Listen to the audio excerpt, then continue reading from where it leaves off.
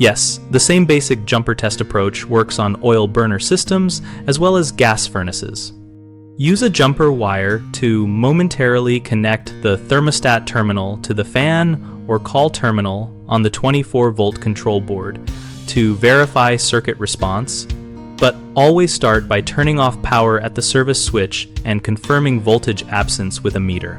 On oil burner systems, the primary control may include a CAD cell, photoelectric sensor, and a relay stack that still responds to the same 24-volt signal from the thermostat.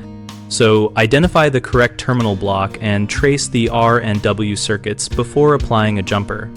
If the system uses a separate burner primary control with safety lockout, clear any lockout per the manufacturer procedure and reset power before testing so you do not mask an underlying fault.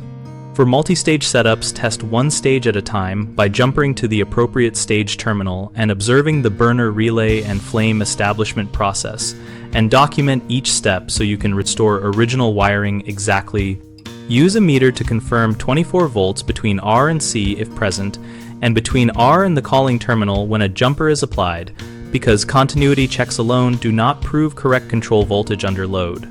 Never bypass required safeties for extended periods. A jumper is a diagnostic tool only and must be removed before leaving the equipment powered and unattended.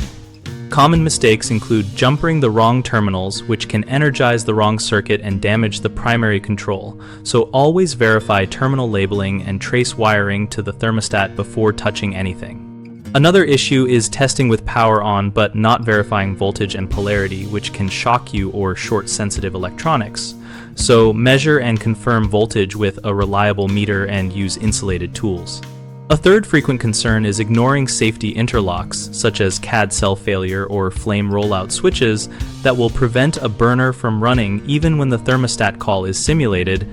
So follow the manufacturer reset and troubleshooting flowcharts, and do not assume a successful jumper means the system is fully operational. BigHomeProjects.com connects homeowners with local contractors by letting us list projects and gather bids so users can compare options and messages. We also host a discussion community where our members share real-world experiences and technical tips that help both homeowners and contractors find work and solve practical problems.